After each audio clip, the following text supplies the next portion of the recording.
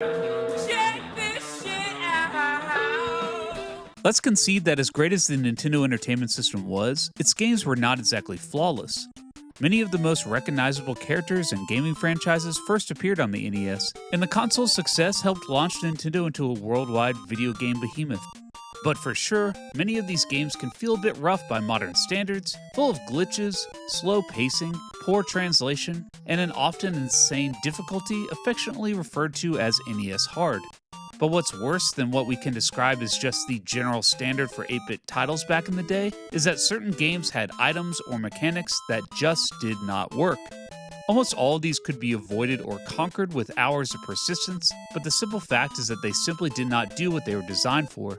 I thought it'd be fun to discuss some strange instances of broken mechanics in NES games, and not just titles that were difficult, wonky, or cheap, but those where the programmers made huge errors in the design of some of their gameplay. With all that being said, let's get to it. Let's begin with a game that has more than a few examples hidden inside: Final Fantasy.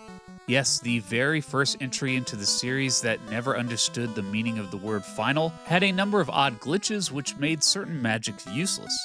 There are over 60 spells available in this game, and while most of them have a pretty obvious cause and effect as far as hurting the monsters or healing your buddies, some are less clear. The lock spell, for instance, is supposed to decrease an enemy's ability to dodge attacks, but for some reason will never hit any bad guy no matter how many times you try. Its secondary version, Lock 2, is even worse, as this time it does work, but instead of making them less likely to evade an attack, it instead does the opposite and makes them harder to hit. And it's cast on all enemies. Then there's Temper, which is supposed to increase a teammate's damage output and successful hits, but does absolutely none of that, and its upgraded version Saber, which in theory does an even buffer upgrade, but again, does not work at all. And on top of all that, there's even a worthless stat thrown in the mix.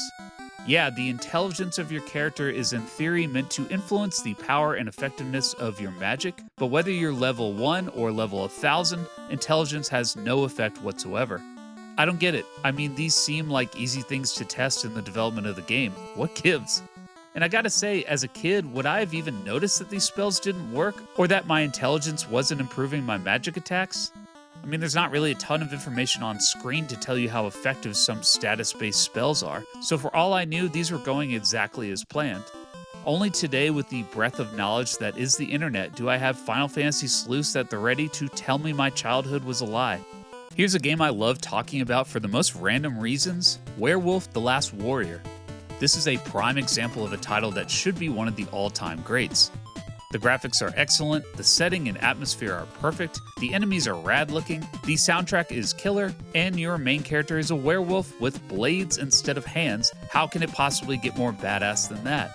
Every aspect of quality you'd use to judge a game's worth is A+ here, except for one: the controls. There are all kinds of jankiness at play here, like constantly getting stuck to walls you didn't want to adhere to, accidentally duck walking for some reason, and Werewolf has an extra high jump by pressing up and B that sometimes works and sometimes doesn't. There's also this amazing backflip move you use to avoid these laser traps that is also a bit difficult to execute consistently, but you're not usually in any danger if it doesn't come out, so no big deal. But the move the developers really messed up on is the ceiling hang. In the second stage, you'll be placed in front of this spiky pit that's way too far to jump across. So what now?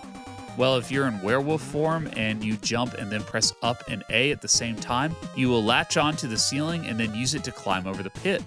In theory, at least. In reality, this shit doesn't work. You will approach it from every height. Try to time your button presses differently. Maybe just jam every button simultaneously and pray, and nothing happens except pain. It's something that I can get to come out after 20 tries, and I could not for the life of me tell you why or how. And the developers knew they messed this up, because in the manual where it explains how to do ceiling walking, they included this little tidbit: timing is crucial. Yeah, or maybe just make the move function as it's intended, you dorks. And to make matters worse, those same programming sadists included these two bats that fly into your path and then respawn again on a loop, which is beyond cruel.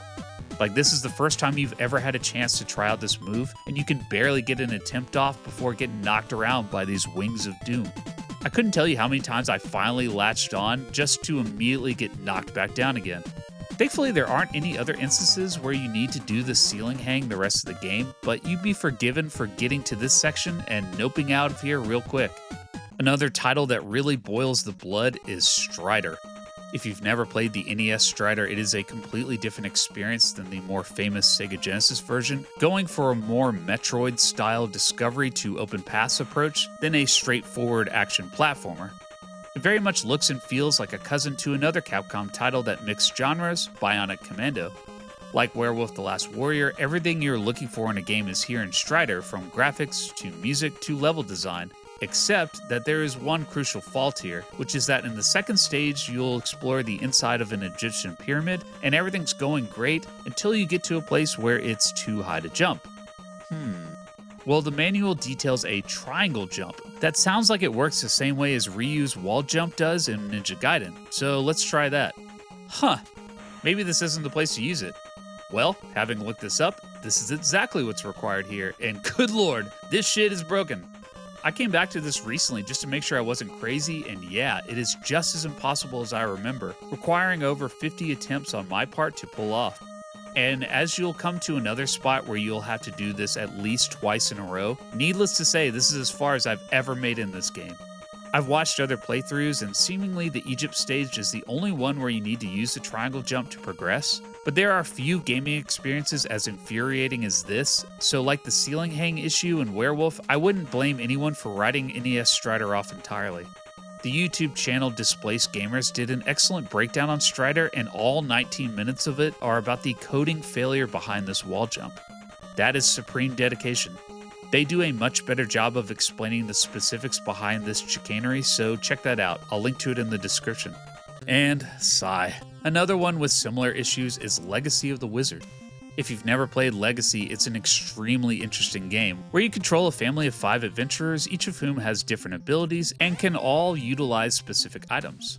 You're exploring a huge dungeon and can only get so far in each area with a certain character, so you need to keep switching them out and finding upgrades to continue. The issue arises when you get to the dad's turn. Zeman has a special item called the gloves, which allow him to move blocks. In most games, that would mean just breaking them or pushing them forward, but in Legacy of the Wizard, you need to accurately maneuver them in specific directions as they are arranged in a very particular puzzle pattern.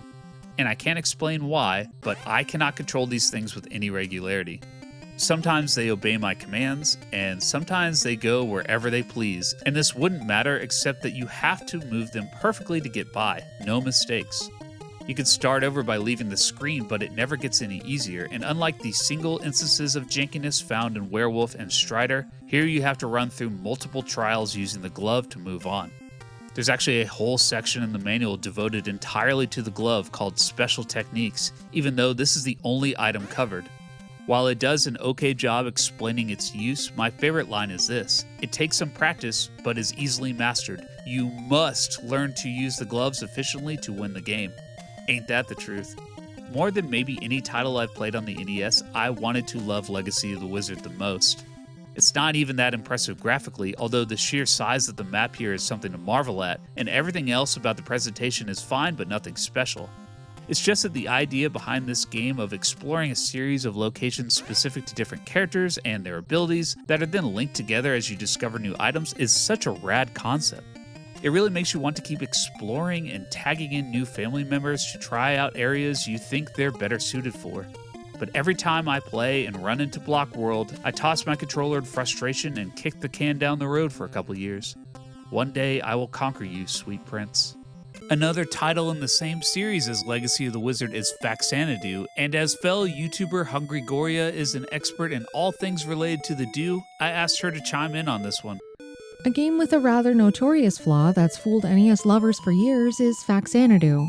First of all, if you haven't experienced this adventure's scenic ascent through the World Tree, you've been missing out. I'd argue this is one of the most atmospheric titles on the system, with its moody visuals and adventurous soundtrack, creating a convincing backdrop for a fantasy story taking place in a dying world. It's got action and exploration, as well as more blinking than you'll probably be comfortable with while making eye contact with NPCs. There's all kinds of things that you can buy in shops, like new spells, weapons and armor, or keys that dissolve after one use. While out and about, you'll also run into lots of other items that either advance the plot or give your character an advantage of some kind. The manual goes to great lengths to explain all of this and more for astute players that enjoy some pre-game reading, though there's one glaring lie in its pages that's a first-time player's trap: the pendant. It unassumingly falls out of a giant, jacked-up dwarf you defeat in the Tower of Suffer.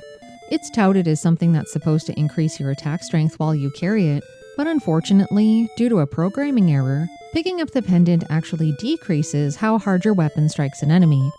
At this point in the game, I'm normally equipped with a longsword. Almost every enemy before collecting the pendant dies in one less hit than it does after the fact. Since you can't drop quest items, once it snakes its way into your inventory, it's yours for good unless you want to risk loading up your game from one of the guru's mantras and avoid it altogether. Thankfully, the pendant isn't required to progress in any way, so it's actually safe to leave it behind. Many people have dug into the pendant's wickedness over the years, and it turns out that its effects are actually backwards. When you begin the game, the pendant's added strength boost is already applied, making the early areas easier than originally intended. Picking up the pendant negates that boost, so taking it along is actually like opting into hard mode, if you're into that sort of thing.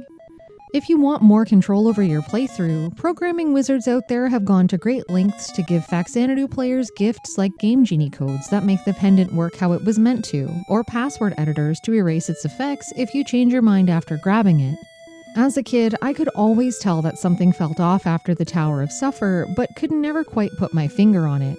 Thanks to all the hard work of Faxanadu fans, it's no longer one of those things that used to confuse us back in the era of mystery. And finally, let's close it out with one of the most notorious of notoriously difficult NES games, Battletoads. This is a title I have very little experience with, as on top of it being incredibly hard, I also only seem to play it when I have a friend over after we've been out drinking, and combining booze with Battletoads usually doesn't go too well.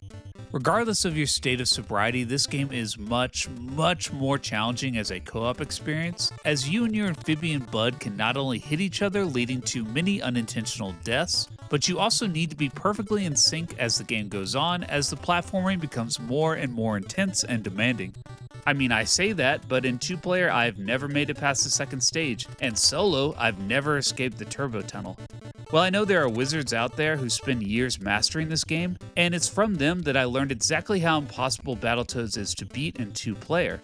And I mean that literally, as once you and your partner reach level 11, Clinger Winger, there's a glitch that prevents player 2 from moving, and no matter how hard you try, one of your unicycles will engage, leaving a toad behind to get buzzsawed up by this floating disc. Weird. For a game so meticulously designed to challenge the abilities of the most hardened 8-bit aficionado, I'm surprised that the gods at Rare didn't test their game to see whether this stage was beatable or not in co-op. The only way to continue is to sacrifice a brother at the altar of your new floating god, let them intentionally run out the game over clock, and then finish the level solo before performing a resurrection and taking on the final tower as a reunited duo. Props to everyone out there who attempted this gauntlet at all, let alone in tandem with another masochistic initiate to the Battletoads cult. Y'all are the real ones out there. And that's it for now. Surely there are more examples of these not quite game-breaking flaws that exist in other NES games, so if y'all can think of some, put them in the comments and maybe we'll come back to this for part 2 at some point. Many thanks to my esteemed guest, Hungry Goriya, for contributing to this video. Her channel is one of my absolute favorites on YouTube, and I am beyond honored to have her appear on my own. Be sure to check her out, there's a link to her stuff in the description. Also, let me shout out Natty Hobb, who recently joined my Patreon and for whom I've drawn this Adventure Island themed sign. Thanks, bud, you are awesome. If you'd like to join Natty Hobb and the other confident grass skirt rockers, head on over to patreon.com/bigolwords, browse the bonus stuff I'm posting there, and consider joining up. Several of these games we touched on in this video I've discussed in the past in my Metroid Clones review, so if you haven't seen that one, a link should be on the screen now. Until next time, thanks for watching.